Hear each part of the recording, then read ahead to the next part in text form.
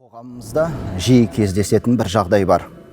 Кейбір кісілер былай деп айтып жатады: менің жүрегім таза, ниетім таза, ешкімге бір жамандығым жоқ, ешкімге жамандық қаламаймын, жаман істерді жасамаймын деп айтып жатады.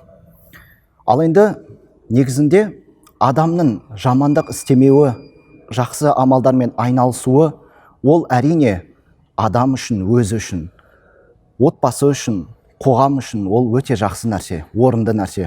Әрбір адам өзіне жауап беру керек, өзінің іс-әрекетіне, амалына, жүріс-тұрысына әр кісі өзіне жауапты. Дегенмен де шариғаттың, діннің позициясы бойынша ислам дінінде айтылатын басты мәселе ол не?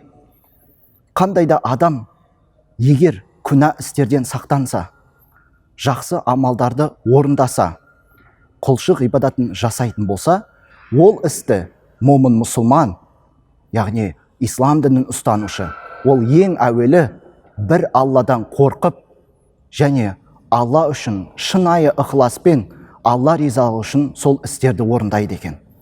Міне ол момын мұсылман Алладан қорыққандығы себебінен, Алланың разылығын көздеп, соңында тозаққа бармай, жаннатқа жету үшін сондай бір өзінің ортасында, отбасының, туыс жақындарын, қоғам арасында өзін жақсы ұстайды. Мәселен, қандай да бір адам арақ ішпеуі мүмкін, темекі шекпеуі мүмкін.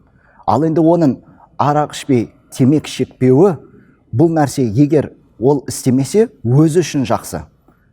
Бірақ алайда оны Аллах ризалығы үшін, Алладан қорқып, осы күнә істерден өзімді аулақ ұстайын, күнә істерге бармайын деп істесе, оның орны бөлек екен, құрметті ағайын.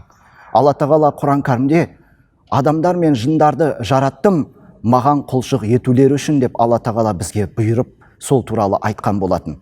Сондықтан біз осы аятқа сүйене отырып, момын мұсылмандар қандай да бір жаман іс істемесек, немесе жақсы амалдарды жасайтын болсақ, біз оны тек қана Алла ризалығы үшін жасаймыз, және де Алладан қорыққандығымыз үшін істейміз.